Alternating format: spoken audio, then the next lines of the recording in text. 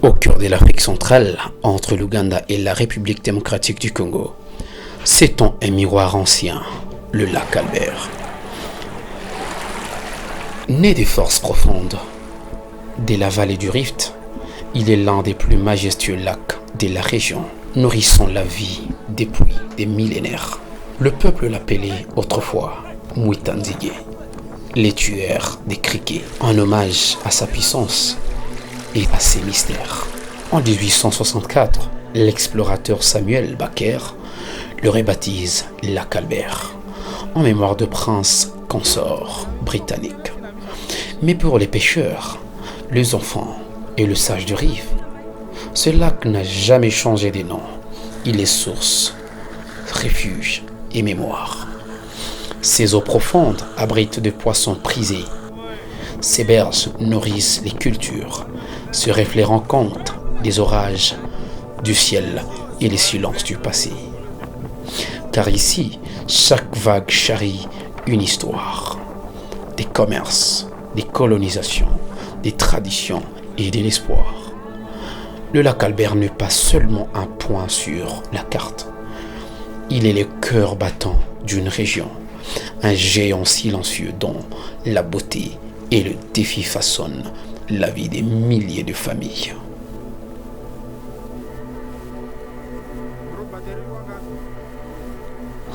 Découvert par les Européens au XIXe siècle, rebaptisé lac Albert, il reste pour les riverains un don de la terre, un reflet du ciel.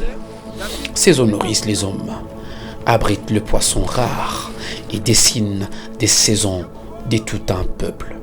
Ici, le lac parle, le lac écoute, et chaque vague raconte une histoire.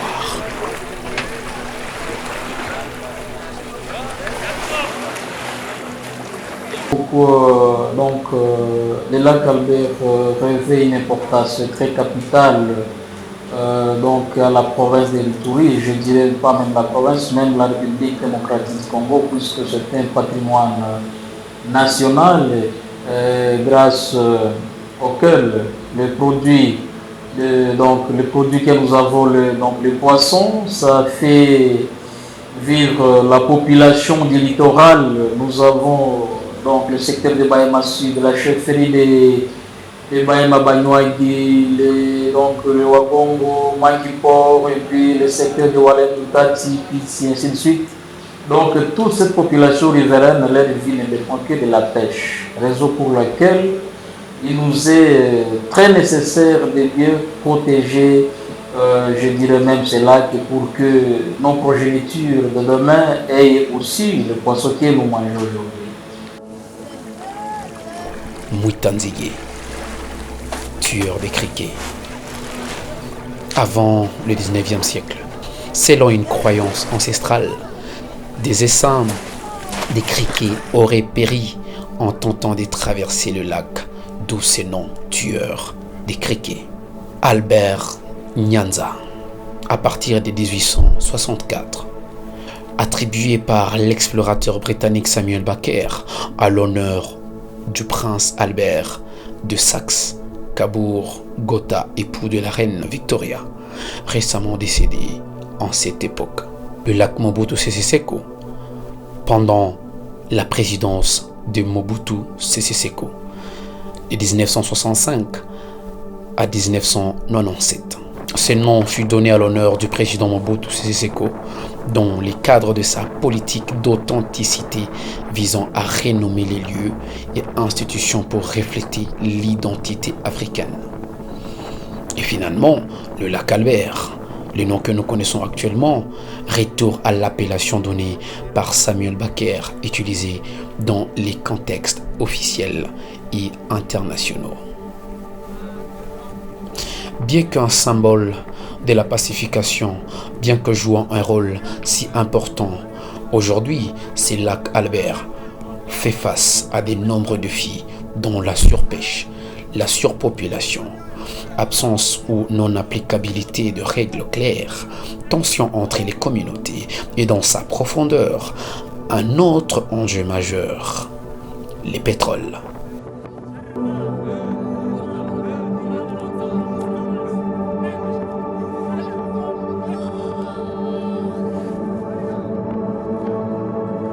je dirais, un danger permanent sur les lacs. Et aujourd'hui, je vous dirais que toutes les zones de frayeur pour la reproduction donc des poissons se passent, où la maternité des poissons elle est complètement détruite et puis occupée par la population, une chose qui ne permettra pas à ce qu'il y ait la reproduction telle que ça a été dans les temps lors, je dirais, de nos ancêtres. Et puis,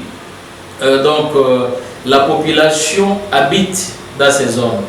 Ça détruit cette maternité. Et puis en plus de cela, nous pouvons également ajouter la pêche illicite, la pêche prohibée également.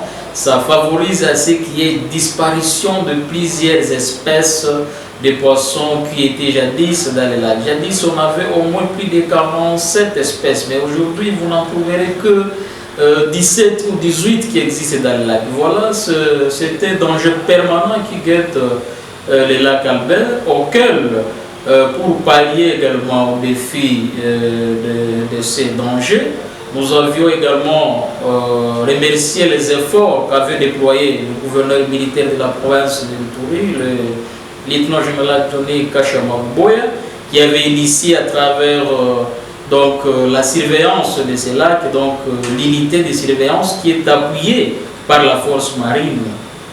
Donc pour la surveillance, mais qu'à cela ne tienne, les groupes armés sont en train de réussir les lacs, tout en favorisant également cette pêche illicite.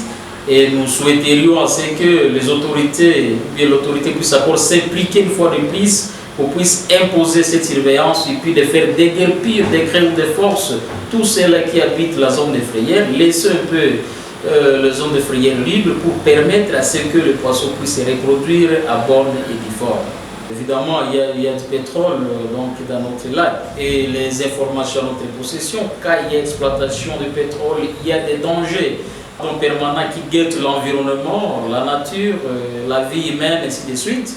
J'espère que ça dépend maintenant de la volonté des autorités au niveau hiérarchique, comment il faut peser les pour et les contre de l'exploitation de du pétrole, tout en pensant à la vie sociale de la population qui pourrait être dérangée lorsque ces exploitations pourraient commencer. C'est là que Jadis, quand nos ancêtres, nos parents l'exploitaient, ça produisait comme vous le disiez. Mais cette fois-ci, nous-mêmes, nous avons constaté une régression intense. Et là, qu'elle ne produit pas comme il produisait Jadis. Pour certaines raisons que nous connaissons. Premièrement, nous pouvons citer les problèmes démographiques. Quand nos parents ou nos ancêtres exploitaient cette lac, il n'y avait pas encore un nombre de populations que nous avons aujourd'hui.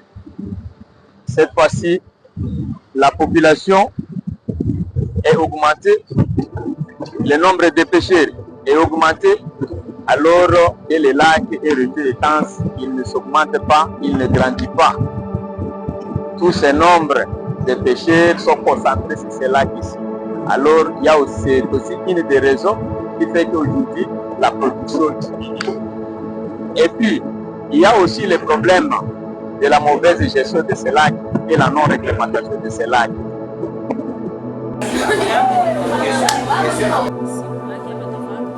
Bonjour. Nous ici au lac, nous faisons le poisson. Moi j'achète les poissons salés et je les revends. Mon nom c'est Maman Solange. Le lac ne produit plus comme avant. La raison, selon moi, les gens pêchent de poissons non matures. Et à d'autres endroits, lorsque tu pars demander que tu dois pêcher, on nous interdit même. Nous nous efforçons parce que c'est un travail auquel nous nous sommes habitués. Il n'y a plus moyen de faire d'autres travaux parce qu'on n'a pas de choix. Parfois ça bloque et après 1 ou 2 semaines, voire même 1 mois, ça marche encore. Et c'est ainsi que nous vivons. Et pourtant ces lacs peut encore devenir un symbole de paix partagée et de gestion durable. de l'écotourisme responsable. Le lac Albert n'est pas seulement une ressource, c'est une promesse fragile, c'est qu'il faut protéger. La productivité a changé. Ces lacs qui abritaient autrefois plus de quarantaine d'espèces, aujourd'hui nous nous retrouvons avec moins de 20 espèces qui vivent encore sous ces eaux de lac Albert.